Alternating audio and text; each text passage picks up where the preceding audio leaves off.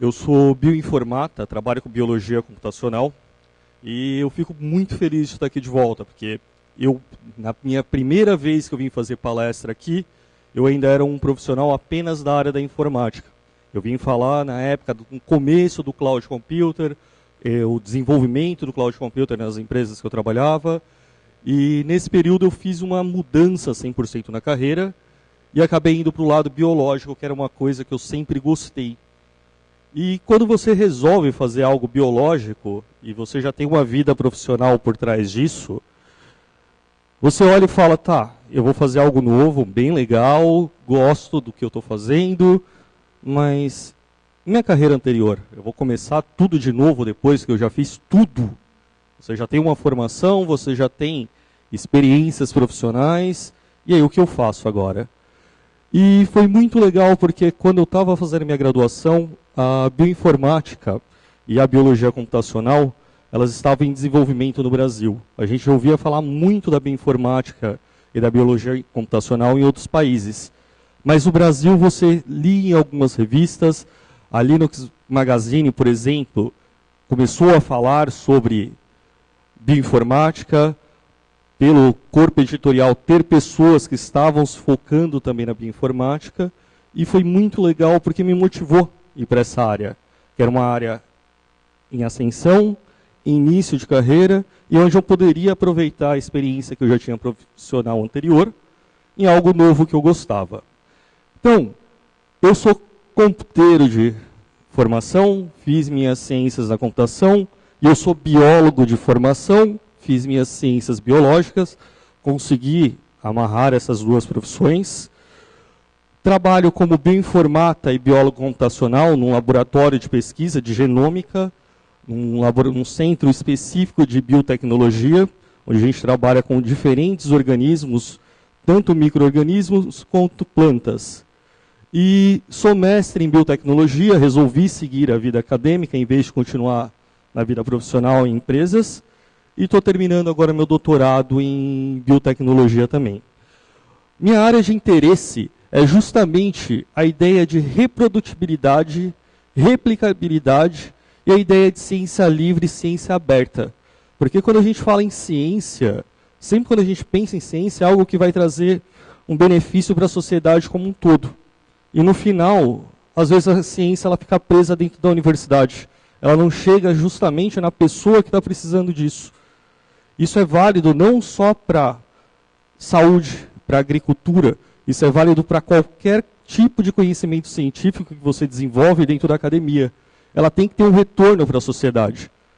E da mesma forma que a Mariana estava explicando na palestra anterior, se você não tem esse retorno da sociedade, se tudo que você está trabalhando em cima da ciência não é possível que outras pessoas utilizem, ela não serve para nada no final. Ela serve para um grupo de pessoas pequena, que vai ter aquele contato, e ela não é difundida para o resto da sociedade. Então, a primeira coisa que eu acho legal é tentar explicar o que é a bioinformática. Eu falei que eu sou bioinformata e biólogo computacional. Em primeiro momento parece a mesma coisa, ou tem diferença de verdade. Quando a gente pensa em bioinformática, a gente está pensando em pessoas que utilizam softwares de informática para resolver problemas científicos.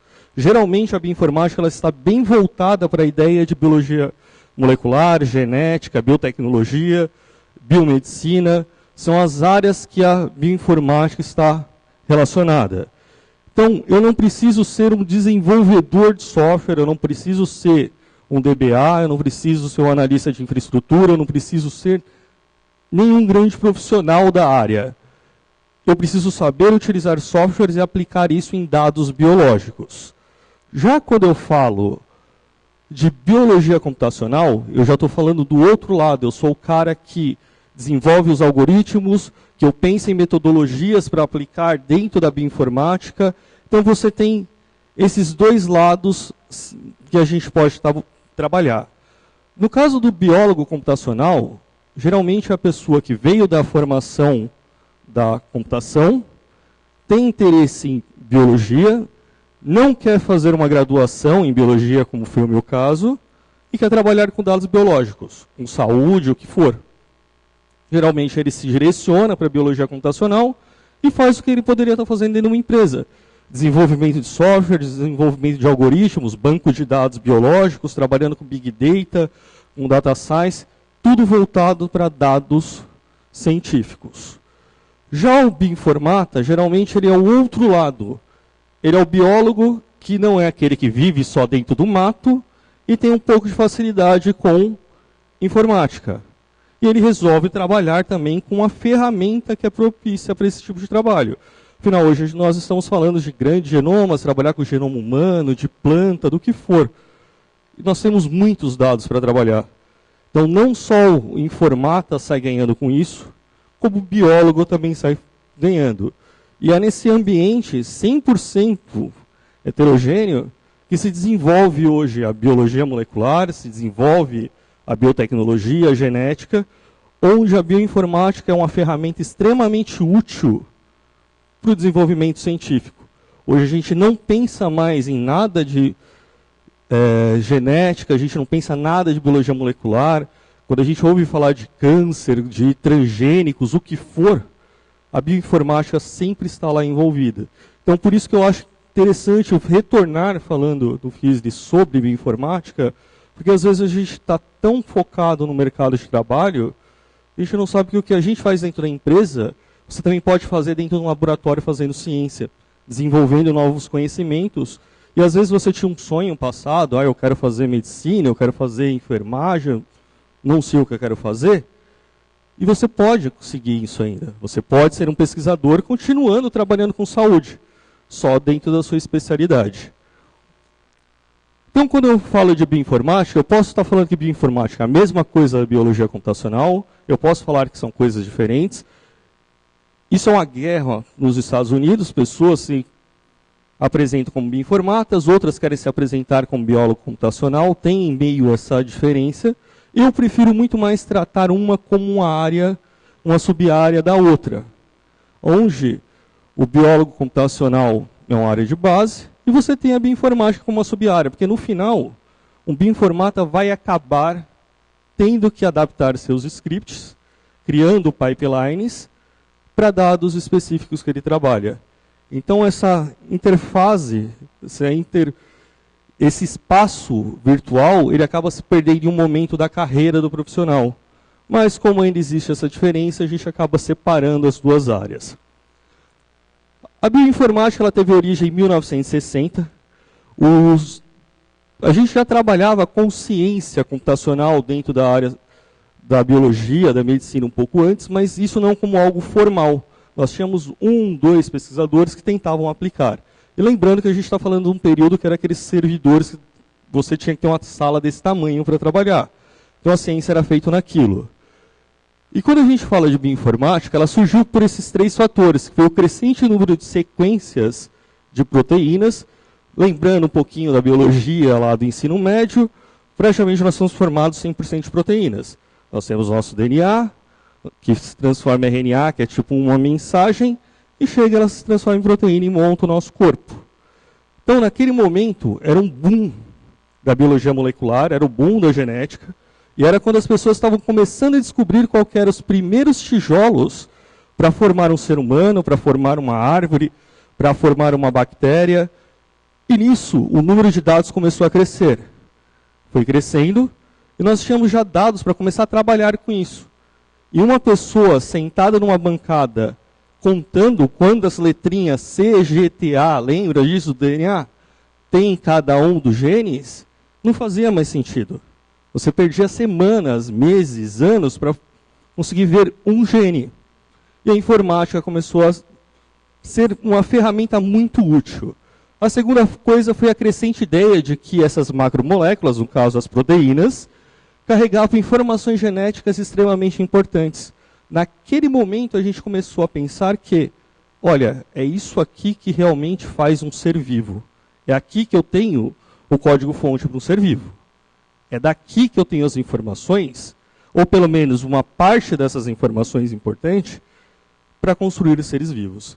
Se é aqui que eu tenho essa informação, é aqui que eu vou buscar informações sobre doenças, é aqui que eu vou procurar informações sobre o melhoramento desses organismos, ou para a agricultura, ou para a saúde, ou para o que for.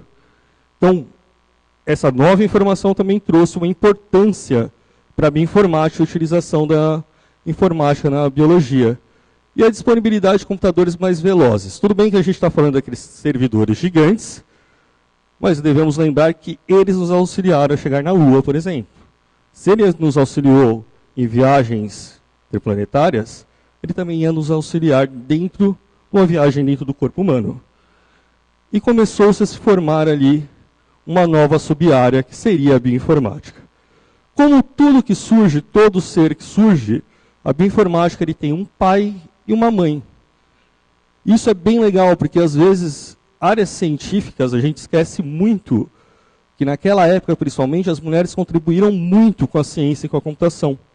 A gente foca, às vezes, em determinados indivíduos e a gente esquece o todo. E o pai da bioinformática é esse senhor que faleceu em 2012, que é o Robert Ledley.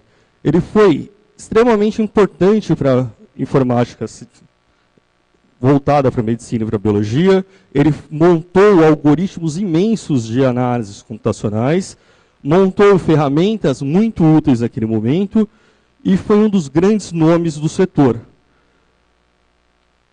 Já a mãe da bioinformática, essa senhora que é uma das pessoas mais importantes do que eu faço, que é a Margaret Day Rolfe. Ela conseguiu montar, organizar e disponibilizar o primeiro banco de dados biológicos. Lógico que naquele momento ele era em texto. Mas ela catalogou cada proteína, cada aminoácido daquele momento, que é algo extremamente difícil, e teve a ideia que aquilo ali era um aglomerado de informações que tinha que ser guardado e ser passado à frente. A gente tem que passar isso para as outras gerações. Então eu vou guardar de forma sistemática, organizada, e é legal se você pegar a ideia dela, você consegue ver a construção de um banco de dados por trás. Ela seguiu regras que hoje a gente consegue utilizar para montar um banco de dados, como a gente monta no caso do banco de dados biológico. E o trabalho dela deu origem ao maior banco de dados biológicos que nós temos hoje. Começou no laboratório dela e hoje é a minha ferramenta de trabalho. Então essa mulher merece todo respeito que nós temos nela na área. Outra coisa que ela fez foi montar uma primeira matriz de substituição que nós utilizamos, por exemplo, para reconhecimento genético, para comparar organismos. Por último, ela também participou de outros projetos e criou, quando a gente está estudando de novo lá no ensino médio, que a gente lembra daquela tabelinha que lembrava um joguinho da velha, ou uma batalha naval, que você tinha uma trinca de CGTA, e você encontrava uma proteína com uma letra só, foi ela que conseguiu descobrir isso. Então é uma das pessoas mais importantes para a nossa área. E quando a gente fala de ciência, a gente para entrar mesmo no tema que eu quero falar com vocês, a gente fala de algumas bases do método científico. Para se fazer ciência não é só sair, encontrar um amigo, sentar no lugar e falar, ei, estou fazendo ciência. Não, a gente segue regras. E essas regras elas têm que ser globais, porque o cientista tem que falar a mesma língua. A gente não consegue, mas a gente tenta. E essa é a diferença da ciência, às vezes, para o que eu fazia antigamente dentro de uma empresa. Onde dentro da empresa a gente tenta falar a mesma língua, mas um está fazendo A, outro está fazendo B, outro C, mas a gente não tem um impacto tão grande nisso. Pode ter um impacto financeiro no final, mas na ciência a gente está tentando construir conhecimento, às vezes, para uma doença, para o desenvolvimento social. E duas dessas bases extremamente importantes são duas palavrinhas muito legais, que é a reprodutibilidade e a replicabilidade. Toda vez que a gente pensa em algo científico, esse algo científico ele tem que ser reprodutível, ele tem que ser replicável. Então eu tenho que reproduzir isso e eu tenho que conseguir replicar também. Então é legal a gente definir, e é algo que a gente tem que fazer muito, o que é reproduzir e o que é replicar. Reproduzir, a gente vai definir como criar condições idênticas para um resultado anterior e chegar ao resultado idêntico. Então, eu já fiz algo, segui passos para chegar num resultado, e toda vez que eu seguir esses mesmos passos que eu documentei antes, eu tenho que chegar no mesmo resultado. Eu tenho que conseguir reproduzir. E não tem que ser só eu. Tem que ser qualquer um dessa sala. Afinal, a ciência é global. Qualquer um tem que reproduzir o que eu fiz. Senão, eu não estou fazendo ciência. Ok? Segunda palavra, replicar. Elas parecem muito próximas, mas se a gente observar, vocês vão ver que tem uma pequena diferença, que o replicar é repetir o experimento laboratorial, computacional, nos dois casos, tanto reproduzir quanto replicar, descrito anteriormente, utilizando um novo conjunto de dados, um novo material. No outro, eu estou trabalhando com os mesmos conjuntos de dados. Eu tenho que pegar os dados iniciais, gerei um resultado. Entrego para o meu colega de laboratório, ele vai tentar fazer a mesma coisa e tem que dar o mesmo resultado. Agora é diferente. Eu posso pegar outros dados, por exemplo, no meu laboratório eu trabalho com bactérias e trabalho com fungos. Se eu monto uma estrutura computacional para trabalhar com dados biológicos, esses dados têm que ser reproduzidos, replicados no caso, não interessa se a pessoa está trabalhando com planta ou se ela está trabalhando com ser humano. Eu montei uma metodologia de trabalho. Ele tem que ser válido para outros organismos. Se não for, eu tenho que deixar isso muito claro. Mas ele pelo menos tem que ser válido para outros fungos. Precisa ser o mesmo fungo que eu trabalho. Isso é extremamente importante na ciência. Esse é o passo fundamental do fazer ciência. Então, só retornando, reproduzir é criar condições idênticas ao resultado anterior e chegar a um resultado idêntico. Mas isso no meu contexto de bioinformata. O que isso quer dizer? Porque no laboratório, a gente tem N coisas, quando você pensa numa bancada, que pode influenciar. Temperatura, se eu coloquei mais uma substância ou outra num ambiente de trabalho, se eu fiz os cálculos corretos de concentração, tudo isso muda resultados. Se um camundongo que eu estou tratando, ele teve uma diferença de alimentação, se ele não teve, se, por incrível que pareça, na questão de, por exemplo, experimentos animais ou mesmo humanos, se o organismo ele sofreu estresse antes da coleta dos dados, tudo isso pode mudar. Mas e no ambiente computacional? É a mesma coisa que todos os DevOps sofrem, ou qualquer desenvolvedor. Eu tenho, de um lado, um ambiente que pode mudar diariamente, eu tenho atualizações de software, eu tenho sistemas operacionais diferentes, eu tenho rede, eu tenho biblioteca, eu tenho softwares que foram feitos há não sei quantos anos atrás, que ainda são utilizados hoje, e tudo isso gera um impacto na minha aplicação. Quando eu passo essa aplicação para o próximo laboratório, tudo isso tem que estar muito claro para a pessoa que vai utilizar, por exemplo, o meu software. E se for um software proprietário, eu tenho uma caixa preta, onde a pessoa não sabe o que tem lá dentro. Como eu consigo ter certeza do que está acontecendo dentro desse software, se eu não conheço o que tem dentro dele? Aonde a ciência chega dessa forma?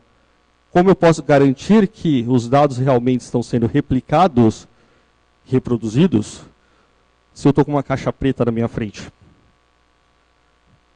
Então, na bioinformática isso significa aplicar a mesma metodologia, idealmente o mesmo código, nos mesmos dados e obter o mesmo resultado. Eu pego o código A que eu gerei, com a versão X, entrego para outra pessoa com os mesmos dados de teste, o resultado tem que ser o mesmo. Teve variações estatísticas, teve qualquer tipo de variação, esse dado não é reprodutível. Nós temos um problema sério se isso acontecer. E algo muito importante. Se o código não está disponível, primeiro devemos reimplementar o método. Começar do zero. Afinal, se eu não tenho um código para passar para outra pessoa, como ela vai reproduzir? Tudo bem? Da mesma forma, a replicabilidade. Então a gente falou que é repetir o experimento com dados diferentes. Da mesma forma, eu tenho que aplicar a mesma metodologia a novos dados, não aos mesmos. E eu tenho que ter pelo menos uma resposta próxima dos meus testes anteriores. Se eu não tenho o código, eu preciso replicar. E aqui é um dos casos que entra a importância da comunidade de software livre para o fazer científico. Eu friso bem que eu preciso dos códigos para isso. Se eu estou trabalhando com a ferramenta de código fechado, isso não é possível você encontrar erros, não é possível você verificar se resultados estão corretos, e não é possível você fazer uma ciência realmente aberta ou livre. Reprodutibilidade e replicabilidade, eles são bases da ciência. Eles têm que estar lá. Só que eles são dois grandes problemas científicos. Eles são duas amarras para a ciência em alguns momentos. Por quê?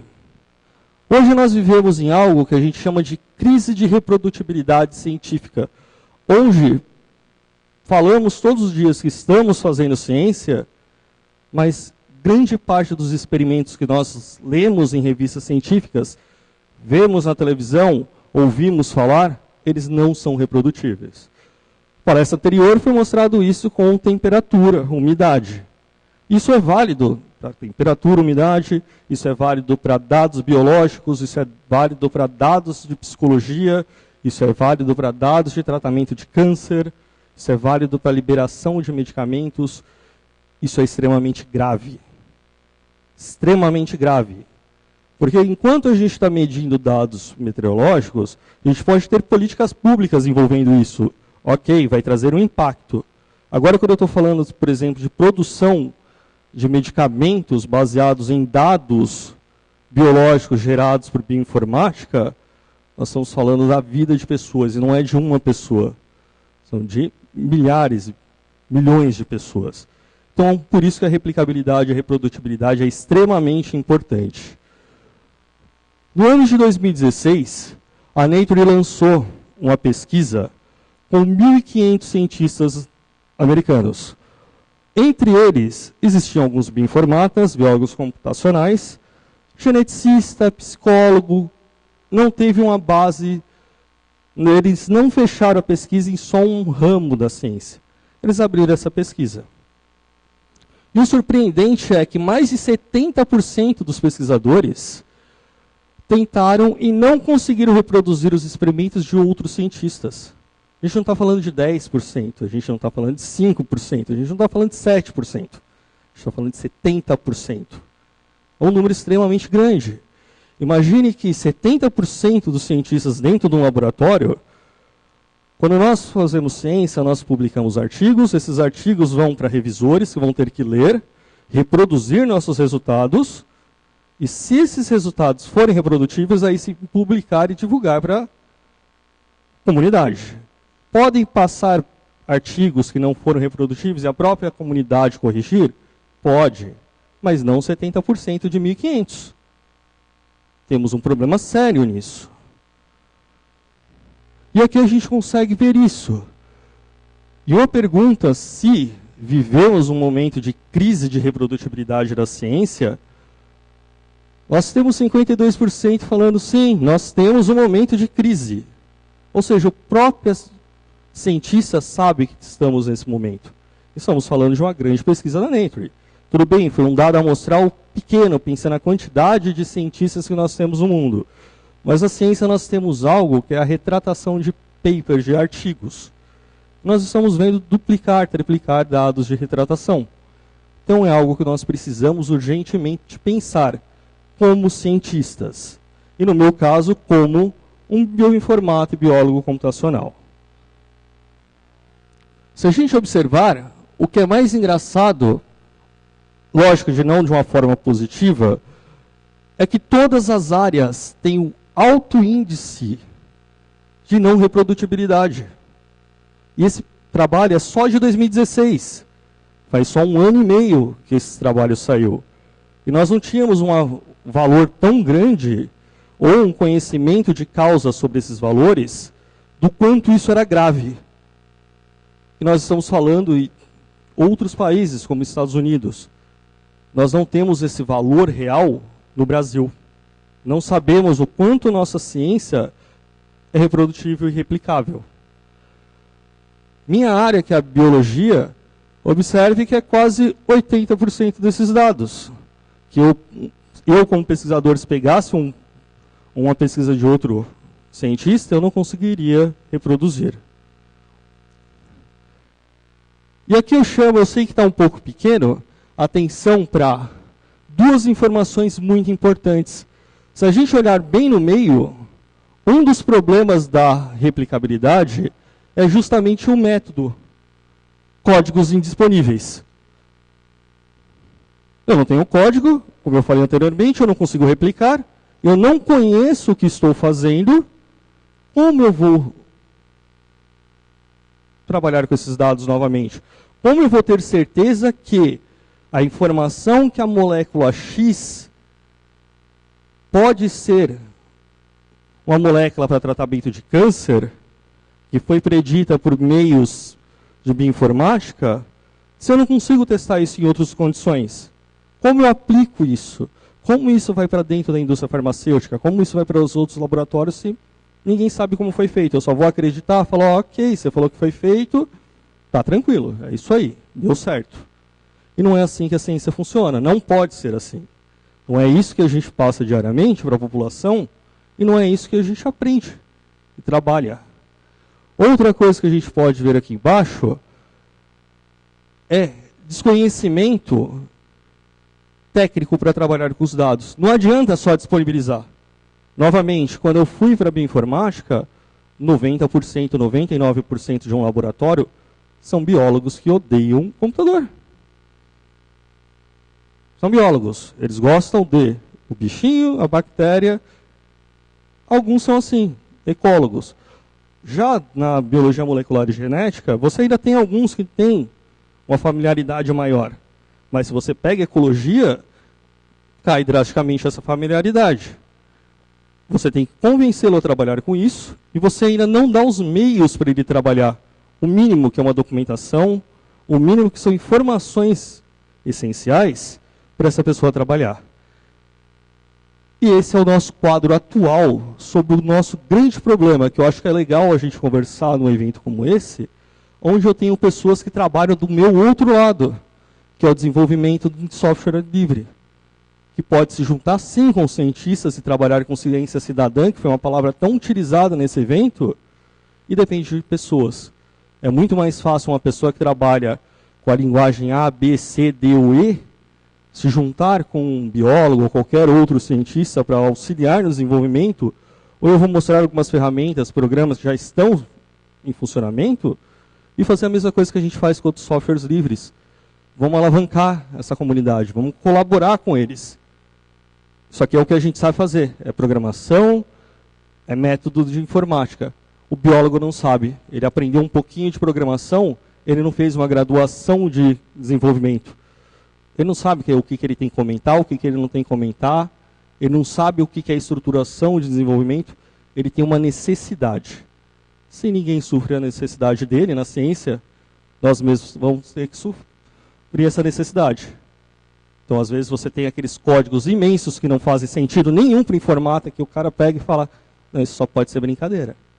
Ou, do outro lado, você tem dados de Big Data numa planilha de Excel, porque é o melhor que esse cara consegue fazer. E na hora que ele publica, ele fala, olha, eu tenho um banco de dados. Aí você que é informata vai lá e olha e fala, mas isso é uma planilha XLS. Você tem a cara de pau de me chamar isso de banco de dados? Mas é o que ele sabe fazer. Então esse é o nosso problema hoje na ciência e não é no Brasil. Esses são dados mundiais.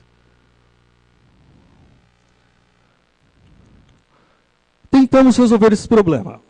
Bioinformática chegou. Minha área de interesse como cientista cidadão em bioinformática é justamente infraestrutura para reprodutibilidade. E outras pessoas já tentaram fazer isso. No começo, tínhamos notebooks, no caso cadernos científicos, para anotações, para tentar replicar, usaram site, usaram N coisas, mas o nosso problema sempre foi infraestrutura. Você chega numa universidade, qualquer universidade, Veja o parque tecnológico da universidade. Você não tem algo que você consegue ver o ambiente homogêneo. É extremamente heterogêneo. E a única máquina que funciona bem, se morreu, pega qualquer uma que está no estoque e vamos, porque não tem dinheiro. O ambiente muda muito rápido e não muda para cima, ele muda para baixo. Então, o software que funciona muito bem no ambiente pode parar de funcionar em questão de 1 hora, 2 horas, 3 dias. E a pesquisa toda do cientista foi embora.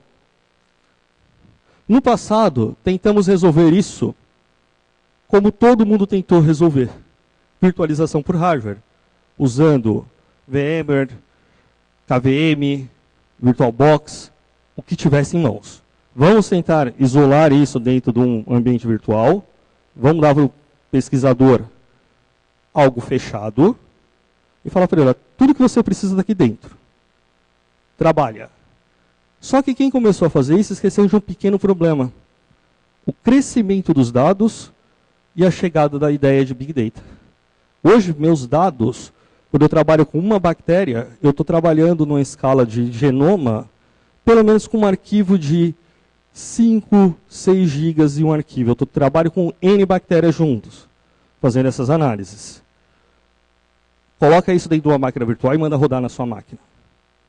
Máquinas virtuais, por virtualização de hardware, consomem extremamente CPU, consome memória, ele vai alocar informações do seu, no caso do host, e vai consumir extremamente recursos. Mas era o que tinha. Naquela época foram desenvolvidas 2 ferramentas que valem a citação. O BioLinux, que todo mundo está vendo o que é um Ubuntu com algumas ferramentas de bioinformática pré-instaladas, afinal, estávamos num momento que não temos conhecimento nenhum de Linux dentro da comunidade, por exemplo, biológica. Hoje nós temos conhecimento de Linux na comunidade biológica, isso é muito mais difundido. E a pessoa não sabe dar um apt-get, ela não sabe fazer uma instalação de um programa. Você tinha que fornecer isso da forma mais simples e rápida possível. E essa foi uma das soluções. Hoje é um projeto já morto, mas auxiliou muito pesquisadores, saiu em grandes revistas científicas e foi um dos primeiros passos para buscar um ambiente reprodutivo para a pesquisa. Outra era o irmãozinho do BioLinux, que é o Cloud BioLinux. Como o nome diz, ele é o BioLinux para trabalhar em cloud. Empresas que forneciam serviços. Aqui no Brasil é difícil a gente conseguir recursos financeiros de órgãos de fomento para aquisição de cloud, mas lá era mais fácil. Então eu não tenho um ambiente computacional na minha universidade, eles alugavam recursos externos e subiam o Cloud BioLinux para trabalhar com mais memória, com mais CPU, com o que for. E hoje? A situação está um pouquinho melhor, mas a gente ainda está caminhando e está engatinhando ainda sobre isso. A chegada da ideia de container auxiliou bastante, tanto desenvolvedores, porque é legal quando a gente pensa em container, a gente sempre vê um mercado. Olha, legal, eu vou conseguir passar aplicações de forma mais fácil para o cliente, vou poder migrar entre serviços de cloud, a IaaS, a PaaS, a SaaS. Mas será que isso teve um efeito num lugar que a gente não está vendo? E esse efeito teve aqui, na bioinformática e na biologia. Antes, muitas ferramentas, elas eram feitas por biólogos no começo, com versões de bibliotecas bem específicas, e às vezes você nem acha isso mais. Está perdido. E você precisa daquela biblioteca em específico que aquele cara fez, porque ele foi o único que fez para trabalhar com o organismo A que vive na região X, embaixo da moita. E você precisa daquilo. E só tem aquilo. E a ferramenta se perdia. Perdeu-se a biblioteca, perdeu-se a lib, perdeu o que for de dependência, você perdia a ferramenta. Com a chegada do container, nós conseguimos resolver esse problema de dependências. Conseguimos colocar tudo num lugar só e deixar isso disponível no Docker Hub, onde for. Começa-se aí de verdade a gente pensar em replicabilidade e reprodutibilidade, onde esses dados vão estar disponíveis completos num lugar só. Tiramos o problema consumo imenso de memória, consumo de CPU. onde eu tenho uma instalação de um SO completo dentro de uma máquina virtual e só instalo o que é necessário. Temos ainda problemas? Um monte de problemas. Não se acabou os problemas. Mas a gente começa a ter um alívio maior, a gente começa a ter uma frente de trabalho. E essa frente de trabalho nos trouxe algumas ferramentas interessantes. Aqui é um paper, o último que saiu, sobre uma ferramenta chamada Galaxy. O Galaxy ele não é bem um container, ele é uma grande plataforma web que ele pega esses códigos que esses biólogos fizeram e outros programadores fizeram, que é tudo por linha de comando, afinal, fale sobre linha de comando para um biólogo para você ver ele nervoso. Não, vai lá, é só esse comandinho aqui. Fala só isso para ele. E aqui o que ele faz? Ele é desenvolvido em Python, ele só faz formulários visuais para o comando da linha de comando. Então você vai lá, você tem um formulário é coisa fácil de preencher, com um texto do tamanho do monstro do lado, que o biólogo sabe o que ele tem que fazer. E clicar em executar. É o famoso avançar, avançar e concluir. Às vezes a gente precisa disso. Enquanto a gente está educando, a gente precisa do fácil. Eles não vão deixar de pesquisar por isso. Isso aqui é uma das ferramentas mais utilizadas na bioinformática. Aqui é a cara dele. Do lado esquerdo, ele é feio, ele não é bonito. Ele não é uma aplicação comercial, precisa ser linda, ele tem que ser funcional e leve. Do lado esquerdo eu tenho menus que abrem, e lá eu tenho cada uma das ferramentas em categorias específicas para que cada um vai trabalhar. Quero trabalhar com biologia molecular, eu vou ter ali uma categoria. E lá estão as principais ferramentas já aportadas. Essa é uma das primeiras comunidades de software livre de verdade que agregou pessoas em torno da biologia molecular. Hoje essa comunidade é imensa, o software é adotado no mundo inteiro, e esse é um exemplo do software livre funcionando muito bem na minha área. É um exemplo que a gente torce que ele continue. Por quê?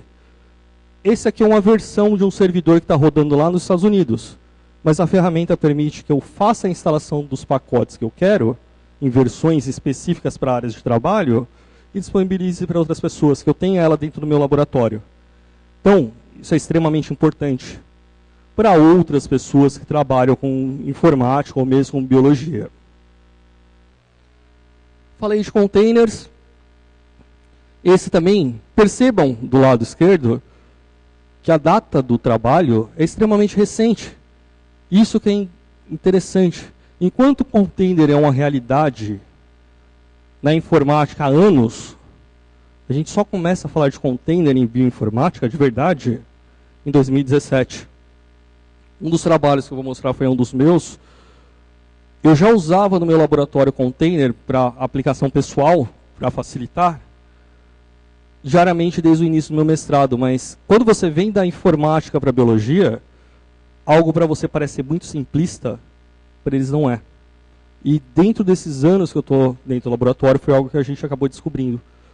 O que é simplista para o informata é extremamente útil para o biólogo.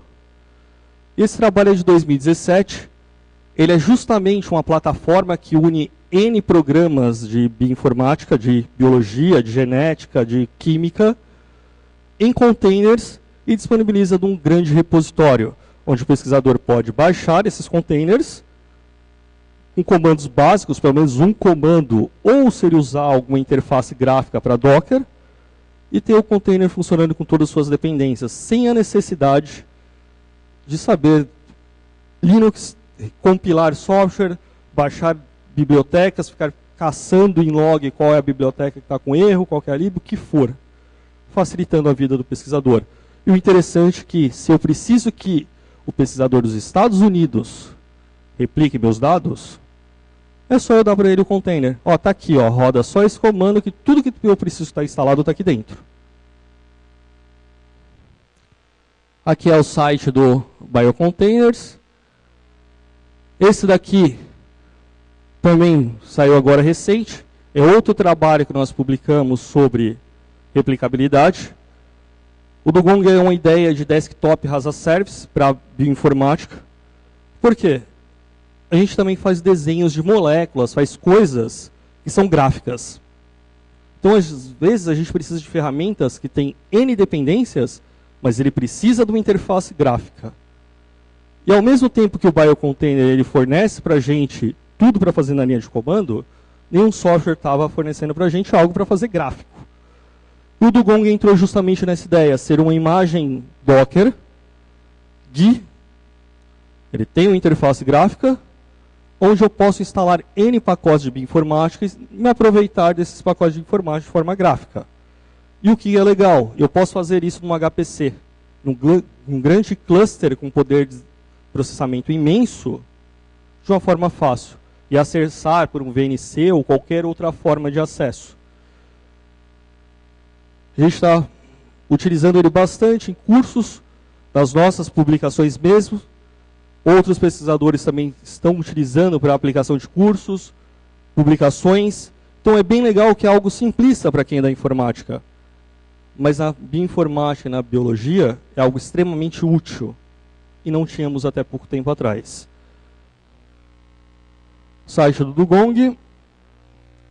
Da mesma forma, todo mundo que trabalha com Docker deve ter ouvido já falar do Portainer, que ele é uma interface gráfica via web para gerenciar containers e clusters Swarm.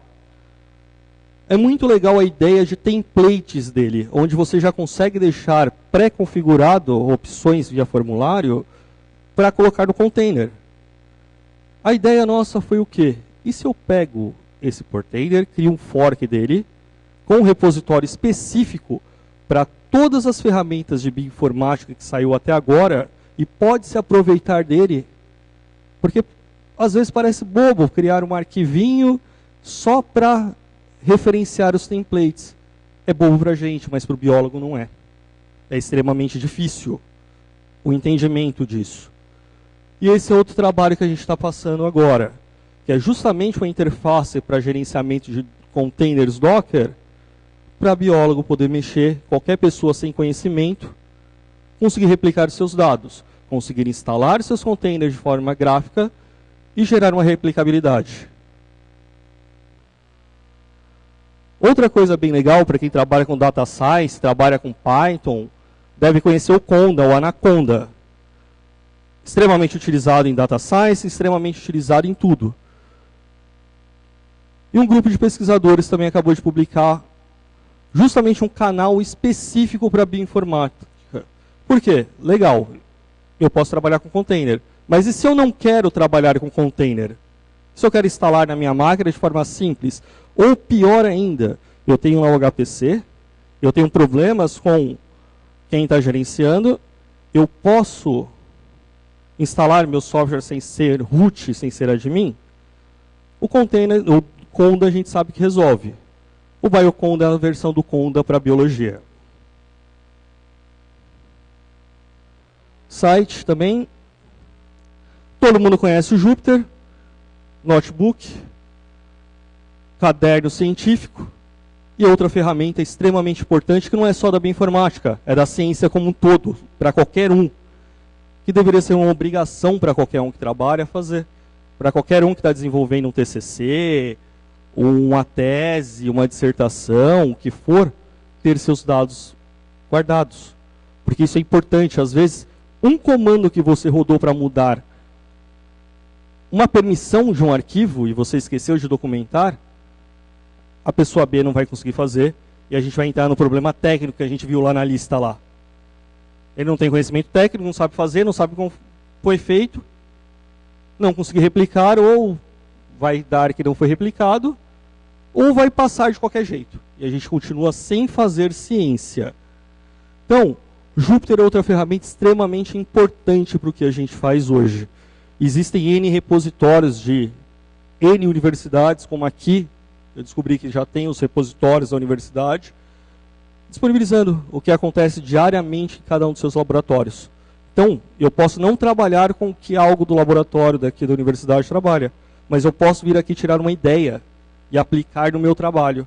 Pode ser que alguém aqui esteja trabalhando com uma espécie de fungo diferente da minha.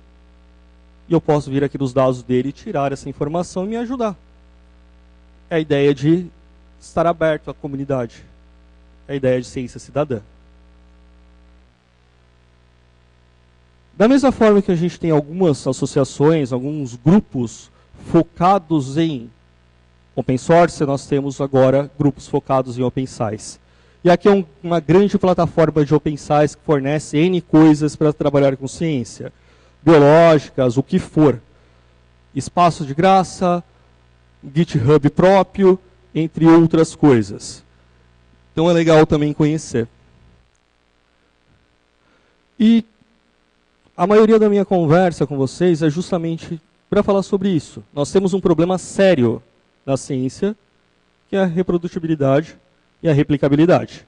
Isso não é só na minha área. Isso também serve para engenheiros, isso serve para qualquer área científica. Nós temos dados hoje mostrando isso. E o nosso objetivo como cientista é um só, e principalmente dentro desse fórum. É ter uma ciência livre, uma ciência aberta, que atinja a população como um todo, de forma cidadã. E deixo o convite para quem tiver interesse, desenvolve, tem interesse mesmo no projeto open source, sai só da informática, não trabalha só com isso. Se junta dentro da sua universidade, vai no laboratório de um biólogo, de um físico, de um psicólogo, de quem for, em vez de você estar na sua graduação desenvolvendo aquele sisteminha para padaria, sistema para veterinária, para locadora, bate na porta desses caras. Pergunta no que você pode ajudar eles. Eu tenho certeza que você pode ajudar. Eu tenho certeza que ele tem uma pequena base de dados lá dele, que ele usa todo dia, e ele tem que dar um searchzinho no Excel. Ele tem lá 10 mil, 20 mil, 30 mil, 18 mil genes numa planilha, com não sei quantas colunas de descritores, que ele precisa abrir no Excel dele, no notebook dele, para pesquisar uma informação. E onde a gente poderia, em 10 minutos, uma pessoa da informática, montar um sisteminha simples, que seria igual o da locadora. Não tem muita diferença de uma fita, no caso de dados, para um gene. Você não precisa ser um especialista em biologia para você criar um banco de dados biológico. É só ter vontade de fazer. Isso é importante. A gente já tem um problema sério com o crescimento científico nacional. Já não temos verba. E já que estamos num ambiente de liberdade, vamos utilizar a nossa liberdade de software, e no caso de ciência, para ajudar o próximo. E esse é o nosso objetivo, chegar um dia e poder falar realmente de Open Science, onde nós vamos ter dados abertos, disponíveis, porque eu estou falando de software em específico, mas toda a minha plataforma de hardware ela é 100% proprietária. Todo o meu sequenciador ele é 100% proprietário. A gente precisa começar a pensar nisso. É interessante pensar. É muito bom saber que aqui tem pessoas pensando para a gente juntar cabeças e chegar em alguma solução. A gente precisa pensar em open source. A gente precisa pensar em metodologias abertas. Em vez de guardar no seu laboratório sua receitinha de bolo para fazer alguma coisa, disponibiliza para as pessoas. Vai te ajudar. Uma crítica ela é positiva dentro da ciência. Você não pode ter medo de receber críticas. Libere esses dados. Mesma coisa do Open Data. Dados são gerados com dinheiro público, em sua maioria, dentro de universidades. Para que você vai guardar isso dentro da sua gaveta? Ou por que você vai guardar isso dentro de um cofre? É da sociedade. Se você não está conseguindo gerar dados com ele, disponibiliza. Os dados ainda são seus. Temos só que montar uma mentalidade ética, onde a gente vai favorecer também a pessoa que gerou esses dados, dentro dos limites que ela fez. Você que gerou os dados, outro grupo pode muito bem analisar esses dados. Agora não adianta você guardar por 3, 4, 5 anos esperando uma pessoa chegar no laboratório, porque você não quer que os outros tenham prioridade nos seus dados. É bobeira. É besteira isso. Da mesma forma, uma revisão aberta, onde não seja uma caixa fechada, onde poucas pessoas saibam o que aconteceu naquela revisão. Porque, como eu falei, mostrou-se que 70% dos pesquisadores não conseguem replicar os dados dos outros. Como esses trabalhos passaram numa revisão? Aqueles outros foram... Quem revisou foi o Floquinho de Neve que conseguiu. Só ele conseguiu. Então a gente tem um problema. Ou quem está falando que não está conseguindo replicar tem problemas sérios, ou quem está revisando tem problemas. A gente precisa achar onde está esse problema. Open Access, porque é uma vergonha eu ter que cobrar centenas, milhares de dólares para um brasileiro ter acesso a uma informação científica. E não é só um brasileiro, qualquer lugar do mundo. Porque é difícil você pensar em fazer ciência de base, de alto impacto, sendo que um brasileiro, para publicar numa revista grande, ele vai pagar 5 mil dólares para publicar. Ou para uma pessoa ler o artigo desse brasileiro, se for ao inverso, ele vai pagar 500 dólares. Quem da população, não estou falando de dentro da universidade, interessados externos, como a gente fala de ciência cidadã, se o cidadão tem que pagar 500 dólares, ou às vezes euros, para ter acesso à informação científica, para validar uma história que está na internet, que as pessoas usam de qualquer jeito. Então a gente precisa pensar nisso também, é extremamente sério. E por último, recursos educacionais abertos. Se a gente quer realmente ter um aumento do conhecimento científico, essa informação não pode estar guardada, eu não posso ficar também só cobrando para a pessoa ter acesso a essa informação. Então eu não quero promover ciência, eu quero ganhar com ciência. Se a ideia é promover, isso tem que chegar para a pessoa de forma fácil e rápida. Não sei quanto tempo eu tenho, mas eu acho que eu falei tudo que eu precisava falar, se eu estourei. Queria agradecer novamente, espero que tenha sido útil a conversa. Deixo o meu e-mail, fico aberto para pessoas que tenham sugestões de projetos, que queiram ajudar de verdade. Mostrei 2 projetos que nós estamos fazendo no meu laboratório. Tem os outros projetos, todos que estão aí, eu participo da comunidade, como dos desenvolvedores. A comunidade é aberta, como qualquer comunidade de software livre. E para quem tiver perguntas, eu deixo espaço aberto. Obrigado.